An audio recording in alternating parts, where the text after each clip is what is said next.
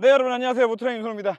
아무리 뭐 전기차 시장의 성장세가 둔화됐네 뭐 어쩌네 하더라도 전기차 세상은 올 겁니다. 그렇기 때문에 지금 현재 메이저 브랜드들의 전기차들이 어떤 상품성을 가지고 지금 서로 어떻게 싸우고 있는지에 대해서 우리는 꾸준히 확인하고 알고 있어야만 한다. 왜냐?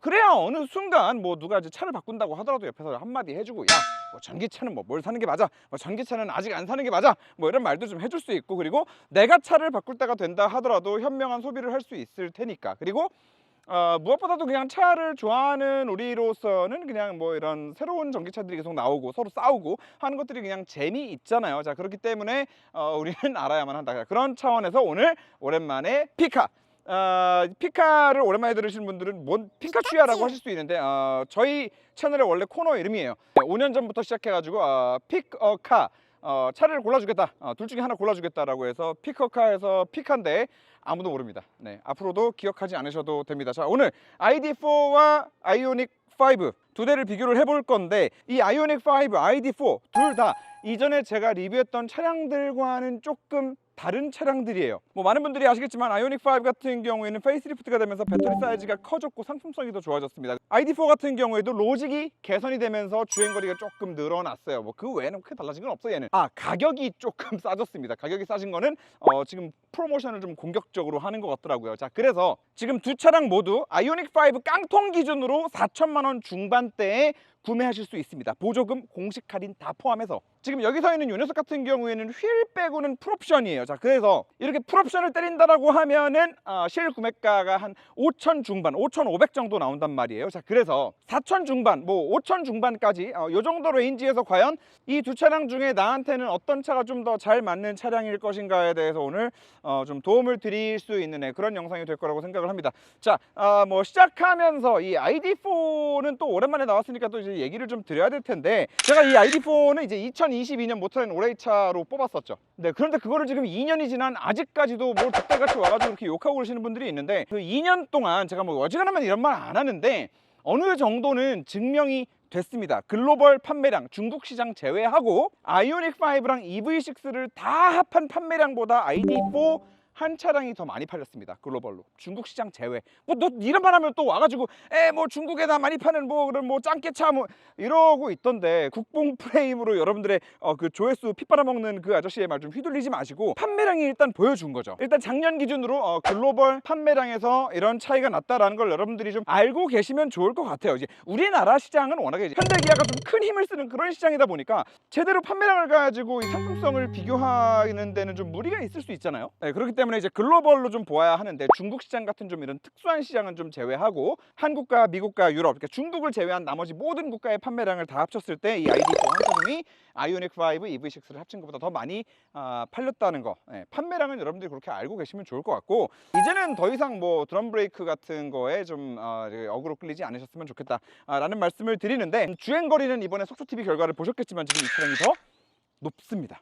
그리고 거기다가 얘는 800V 시스템을 사용하잖아요. 고속도로에서 이핏 갖다 물리면 충전 속도가 이 ID4랑은 아예 비교가 안 될 정도로 굉장히 빠르단 말이에요. 자, 그래서 나는 고속도로를 굉장히 자주 다녀, 고속도로 항속 주행이 굉장히 많아, 장거리 주행이 많아, 출장이 많아, 여행이 많아 라고 하시는 분들은 당연히 이거고 저거고 따지지 말고 그냥 아이오닉 5로 가라고 말씀을 드리고 싶어요. 자, 하지만 여러분들은 생각보다 굉장히 다양한 환경에서 자동차를 사용하실 거기 때문에 그 외의 상황들에서 이 두 차량의 어떤 차이점들이 존재하는지를 오늘 제 관점에서 하나씩 좀 말씀을 드려보도록 하겠습니다. 자, 일단 브레이크 시스템부터 말씀을 좀 드려볼 텐데, 다들 아시겠지만 두 차량 다 앞쪽은 그냥 디스크 브레이크를 사용하는데 뒤쪽이 문제죠. 뒤쪽이 아이오닉 5 같은 경우에는 전통적인 다른 차량들처럼 디스크 브레이크를 사용을 하지만 ID4는 뒤쪽에 그 우라실 놈의 망할 놈의 빌어먹을 놈의 드럼 브레이크를 사용을 합니다. 자, 그런데 전기차 뒷바퀴에 드럼 브레이크를 쓴다?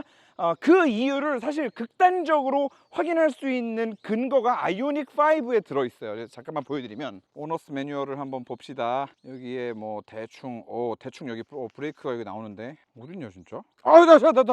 일로 와. 이거 클로즈업. 자, 보세요. 자, 읽어드릴게요. 자, 브레이크 디스크 클리닝 BDC, 주행 중 제동 시 소음이 발생하거나 브레이크 디스크에 녹이 발생하면 브레이크 디스크 클리닝 기능을 사용하십시오. 오토 홀드 버튼을 3초 이상 길게 누르십시오. 주행 중 약 10회 정도 제동하는 동안 회생전 기능이 억제되며 소음과 녹을 줄이는 효과가 있습니다. 차량 출고 후 최초 1회 한해 BDC 기능이 자동으로 작동될 수 있습니다 라고 되어 있죠. 이게 드럼 브레이크를 다시 사용하기 시작하는 이유입니다. 자, 그리고 이건 생각해보면 너무나 당연한 거예요. 지금 이 두 차량 다 해당되는 얘기기는 하지만 모터가 어디 들어가 있죠? 뒤에 들어가 있습니다. 자, 그런데 전기차는 무슨 제동을 하죠? 회생 제동을 합니다. 그런데 전기차를 타보신 분들은 아시겠지만 이 회생 제동으로 만들어내는 제동량이 어마어마해요. 그런데 모터가 뒤에 들어가 있다 그러면 뒤쪽 바퀴 제동은 그냥 거의 다 모터만으로 커버가 된다는 건데, 저 디스크는 쇠잖아요. 제가 그냥 가만히 매달려 가지고 아무런 물리적 마찰도 받지 않으면서 그냥 차랑 같이 굴러다니기만 하면은 저 쇠에 녹이 나는 거죠. 자, 그런데 녹이 나는 것까지는 괜찮아. 뭐 녹 나면 어차피 뭐 안에 보이지도 않는데 뭐 어때? 문제는 뭐야? 녹이 나면서 그 사이에 이물질이 계속 끼면서 소음을 발생시키고 결국에 이 껴있는 이물질들이 나중에 정말 급박한 상황에 급브레이크를 딱 때렸을 때 진짜 제동력을 발휘해야 되는, 진짜 물리 브레이크의 제동력이 필요한 상황에서는 그 제동력을 약화시키는 효과를 만들어낸다는 거죠. 자, 그래서 굳이 타면서 브레이크 디스크 클리닝 모드를 쓰세요라고 매뉴얼에까지 넣어놓은 거예요. 매뉴얼에까지. 그리고 심지어 이제 곧 있으면 규제가 시작되는 유로 7에는 브레이크 디스크 분진 규제가 포함됩니다. 이제 새로 시작되는 거예요. 그래서 폴쉐 같은 경우에는 PSC 빔, 폴쉐 서페이스 코티드 브레이크라고 해서 분진이 안 나오도록 하는 브레이크를 이미 개발해가지고 사용을 하고 있죠. 괜히 쓰는 게 아니라 다 유로 7 규제에 대응하기 위해서 미리미리 지금 준비를 해 나가고 있는 과정이라는 거. 그래가지고 이 차 드럼 브레이크 써가지고 사고 났다는 얘기 들어보신 적 있나요? 없잖아. 그리고 또 마지막으로 여기 들어가 있는 드럼 브레이크 같은 경우에는 우리가 알고 있는 그 포터에 들어가는 그 드럼 브레이크랑 다르다. 네. 라는 것 정도로 차이점을 알아주시면 좋을 것 같아요. 자, 그리고 밖에서 하나 재밌는 게 있는데요. 이게 자석이거든요. 이거 자석인데 네, 철판이거든요.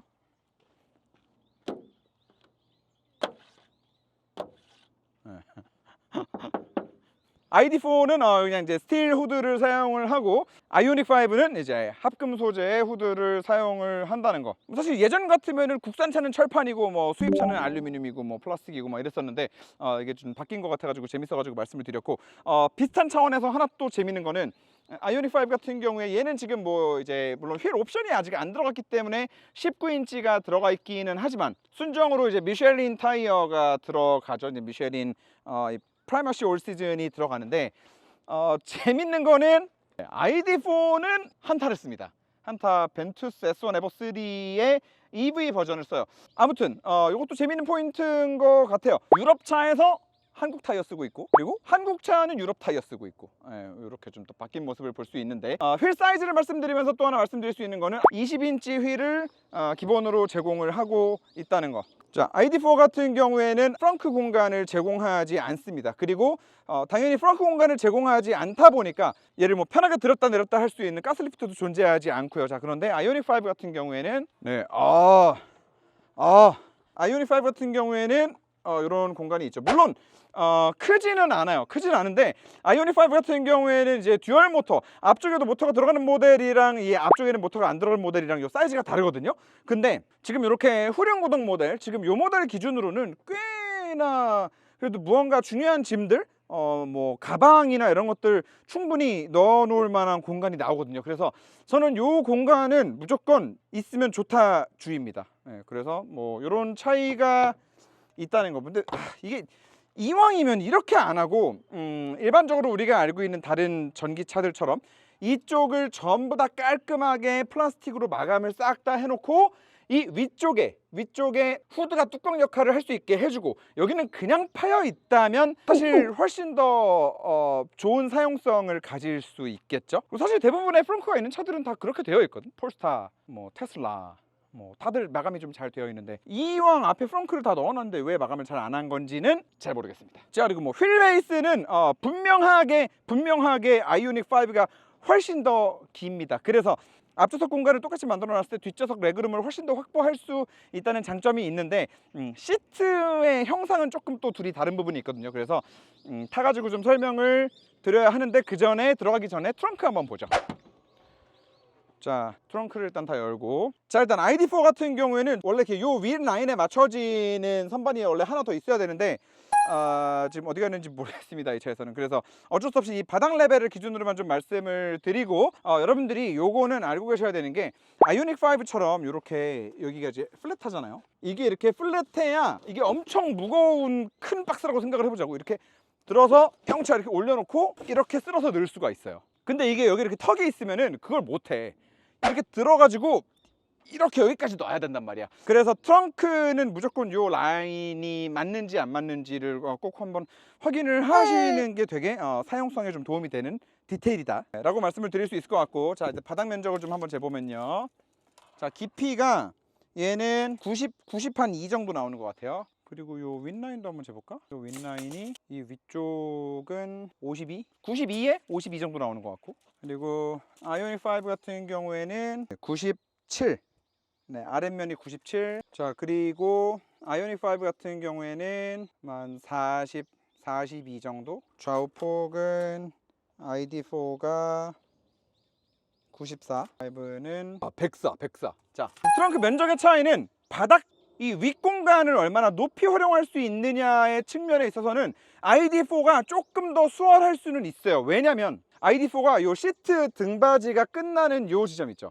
요 지점의 깊이가 더 깊어요. 한 10cm 정도 더 깊어요. ID4의 저 트렁크 라인의 각도가 훨씬 더 바닥 서 있어요. 얘는 좀 더 이렇게 누워 있고 쟤는 좀 서 있고. 네, 그러다 보니까 당연한 결과 아닌가 싶은데, 제가 이제 트렁크 공간 말씀드릴 때 항상 말씀드리는 거는 그 트렁크 공간이 몇 리터다라는 거에 절대 속지 마라. 아무리 용량이 크다 그래도요, 바닥 면적이 작잖아요.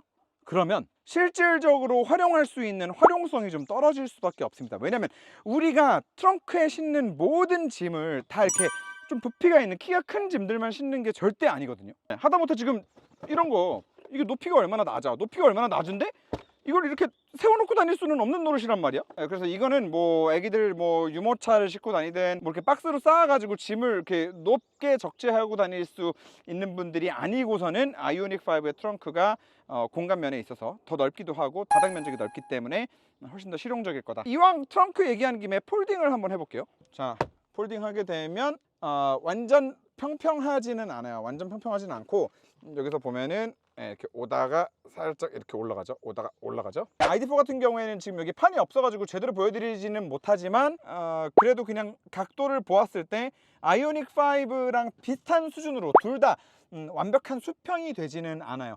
이 2열, 3열을 눕혔을 때 완벽한 수평에 집착하는 브랜드가 있는데, 볼보 같은 브랜드. 걔네들은 딱 접히면은 진짜 풀플랫이 돼요. 정말 풀플랫이 돼서 와, 저 정도면은 진짜 뭐 하나 깔고 차박해도 되겠다라는 생각이 드는데, 두 차량 다 그렇지는 않다는 거. 자, 너무 더워. 자, 운전석으로 좀 한번 옮겨보겠습니다. 뭐부터 타지? ID4? ID4부터 타겠습니다. 자, 차 안에 타서 정말 큰 차이점이 하나 있는데, 자, 보세요. 타서 브레이크를 밟으면 시동이 걸리죠. 이 상태로 그냥 드라이브에 놓으면 바로 출발. 그리고 시동을 끄는 것도 마찬가지예요. 이 파킹 버튼과 사이드 브레이크 버튼을 이제 하나로 통합해 가지고 주차 버튼으로 사용을 하고 눌러주고 그냥 내리면 시동이 꺼지는 거죠. 대부분의 전기차들이 이런 방식을 사용을 합니다. 이제는 아직까지는 현대기아가 거의 유일하게 내연기관차와 동일하게 차량에 타서 시동 버튼을 눌러줘야 되고, 도착한 다음에는 또 시동 버튼을 눌러서 시동을 꺼줘야 되고, 주차 브레이크도 뭐 또 따로 해제하는 버튼이 있고 막 그런데, 물론 이해는 해요. 주 타겟 시장이 한국 시장이다 보니까 이 한국 시장에서는 또 이 시동을 켜요 꺼요를 버튼으로 직관적으로 만들어 놓지 않으면 뭐 또 시동이 안 걸린다, 뭐 걸린다, 뭐 나는 시동을 건 게 아닌데 뭐 자꾸 이 시동이 걸려 있기 때문에 차가 앞으로 뭐 굴러갔다, 뭐 이제 별의별 말들이 다 나올 거라고 생각을 했겠죠. 아마도 그랬기 때문에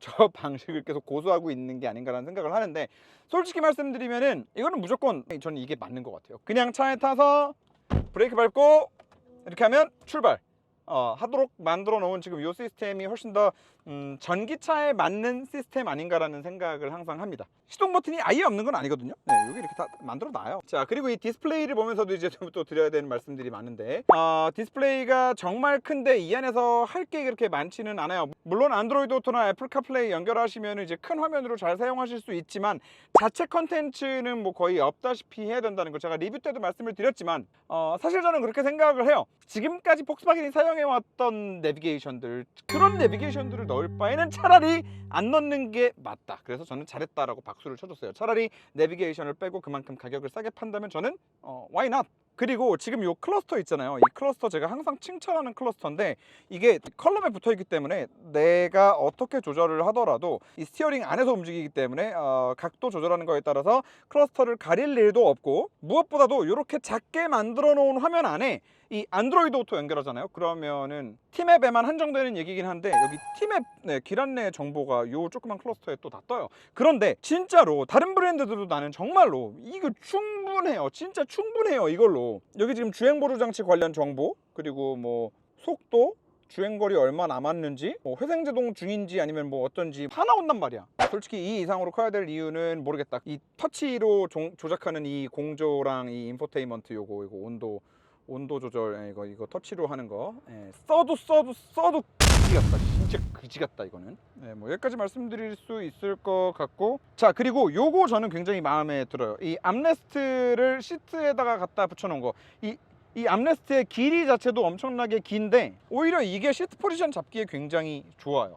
팔을 진짜 올려놓기에 좋다. 아이오닉 5 같은 경우에는 이 중간에 센터 콘솔을 엄청 크게 만들어 놓고 이 센터 콘솔이 막 또 움직여요 막 이러잖아요. 움직인단 말이야. 근데 딱히 써다 보면은 왜 움직여야 되는데? 라는 생각밖에는 안 들어요. 그래, 큰 것도 알겠고 뭐 다 알겠는데 왜 움직여야 되는데? 라는 생각밖에 안 드는, 그냥 이렇게 분리해 놓고 컵홀더만 크게 딱 2개 만들어 놓고 이쪽도 수납 공간을 그냥 편하게 크게 쓸 수 있도록 만들어 놓고, 암레스트는 시트에 갖다 붙여놓은 요 배치는 저는 굉장히 괜찮다고 봅니다. 저거 빠져서 아래로 내려갈 수 아, 이걸 빼서 여기 내릴 수 있어?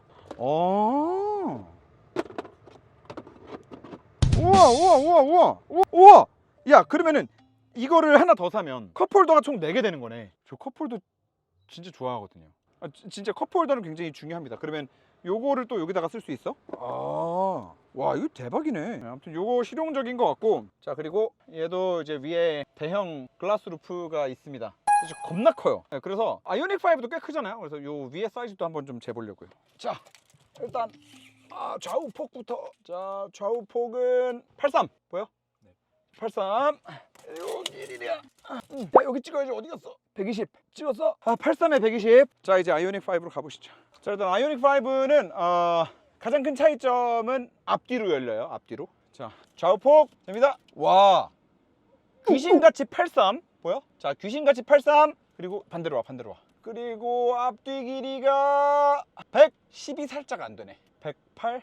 108. 근데 이게 앞뒤로 어떻게 더 긴지를 한번 살짝 보면 ID4가 얘보다 앞쪽 운전석 쪽으로 한 10cm 정도는 더 열리는 것 같고요. 그리고 뒤쪽으로도 조금 더 열리는 것 같아요. 그래서 글라스 루프의 개방감 차이에 있어서는 뭐 제가 더 넓다고 할 수 있겠다. 자, 이게 아까 말씀드렸던 그 이동형 센터 콘솔인데, 그러니까 제가 한 말이 뭐냐면은 여기 운전석이 있으면 암레스트를 여기다가 이렇게 고정으로 딱 갖다 박아버리면 나머지 공간은 이렇게 그냥 아래쪽에 박혀있는, 이렇게 손을 굳이 이렇게 넣어가지고 사용해야 되는 이런 공간이 되어버린단 말이죠. 그리고 사실상 얘를 이렇게 앞뒤로 움직일 수 있기는 한데, 앞쪽을 공간을 넓게 한다고 해서 여기다가 뭔가 짐을 놓는다거나 바닥에 무언가를 내려놓는다거나 할 수도 없어요. 왜냐면 위험하기 때문에. 그래서 저는 사실 이 암레스트랑 센터 콘솔이 전체적으로 앞뒤로 이동한다는 거에 대한 메리트는 사실 잘 모르겠어요. 아무튼 뭐 그렇게 말씀드릴 수 있을 것 같고, 뒷자리 공간 압도적으로 아이오닉 5가 넓습니다. 압도적으로 넓어요.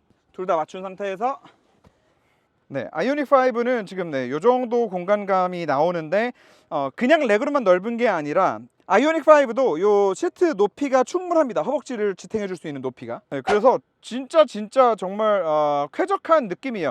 그리고 길이를 재보면 35cm 나오는 거를 확인할 수 있고, 한 가지 조금 아쉬운 거는 시트 밑으로 발이 들어갈 수 있는 공간이 좀 부족해요. 그래서 그냥 이렇게 편하게 다리를 이렇게 넣을 정도까지 쭉 피고서 이렇게 있을 때는 살짝 발이 좀 답답할 수 있다. 자, 길이부터 재보면 ID4는 20한 6cm, 25cm, 25, 6? 이 정도 나오는데, 사실 이 정도 공간에서 8cm, 뭐 10cm 가까운 차이는 엄청난 차이거든요. 그래서 뒷자리 레그룸의 이 앞뒤 면적 자체는 아이오닉 5의 압승이라고 말씀드릴 수 있을 것 같다. 자, 그리고 시트 밑에 공간은 아이오닉 5보다는 조금 더 편하게 들어가는 것 같기는 한데 얘도 막 편하지는 않아요. 만약에 조수석처럼 지금 이렇게 조금 더 시트의 높이 자체를 낮춰놨다라고 하면은 얘도 뭐 거의 없다고 봐야 되는 거기 때문에 두 차량 모두 다 뒷자리에서의 발이 굉장히 편하지는 않다. 근데 어차피 이럴 거라면 그냥 아이오닉 5처럼 레그룸이 넓어버리는 게 편할 수밖에 없다. 자, 그리고 이 인포테인먼트 디스플레이는 이걸 비교할 사실 가치가 없죠. ID4는 아예 그냥 인포테인먼트라고 하기보다는 진짜 물리 버튼은 없었기 때문에 어쩔 수 없이 써야 되는 공조장치 컨트롤용 디스플레이이자 안드로이드 오토 혹은 애플 카플레이용 디스플레이죠. 하지만 현대 같은 경우에는 일단 기본 내비게이션 같은 경우가 너무 훌륭하고 기본 음성 인식 너무나 훌륭하고 그리고 ID4 같은 경우에는 한국에서 이 커넥티드 서비스가 전부 안 돼요. 해외에서는 다 되는 거를 한국에서는 그 규제 때문에 뭔가 하나 신청을 해야 되는 게 있는데 그걸 신청을 안 해가지고 지금 저 차는 저 못 쓰고 있어요. 차 자체에 하드웨어적으로 다 들어가 있는데 기능을 다 죽여놨어요. 자, 그런데 아이오닉 5 같은 경우에는 음성 인식부터 시작해서 내비게이션, OTA, 휴대폰 앱으로 차량 컨트롤하는 거 당연한 얘기지만 다 되고 공조장치 정말 운전 중에 사용해야 되는 중요한 것들 이렇게 따로 빼서 좀 편하게 안전하게 사용할 수 있도록 만들어놨죠. 물론 요런 것까지 바람 버튼까지 다 물리 버튼이었다면 더 좋았겠지만 저렇게 그냥 한 자리에 남아서 이렇게 버튼처럼 자리를 지켜주고 있는 것만으로도 사실 좀 고맙기 때문에 기어 노브는 비슷하게 작동을 하지만 이제 아래쪽에 내려와 있는데 실제로 사용을 해보면 손이 더 편하게 가는 거는 ID4의 저 조그만 클러스터에 붙어 있는 저게 더 손이 편하게 갑니다. 그리고 저게 위아래로 길잖아요. 그래서 이렇게 앞으로 뒤로 딸깍딸깍 하기가 굉장히 수월합니다. 그래서 또 저게 굉장히 긍정적인 부분이 있다는 것까지 말씀드릴 수 있을 것 같아요. 승차감에 있어서 두 차량이 차이가 좀 많이 나는데 여기서 계속 얘기해 버리면은 주행 리뷰에서 할 얘기가 없어지기 때문에 이건 여기까지만. 승차감 리뷰는 그 영상을 계속해서 이어서 시청해 주시면 되겠다.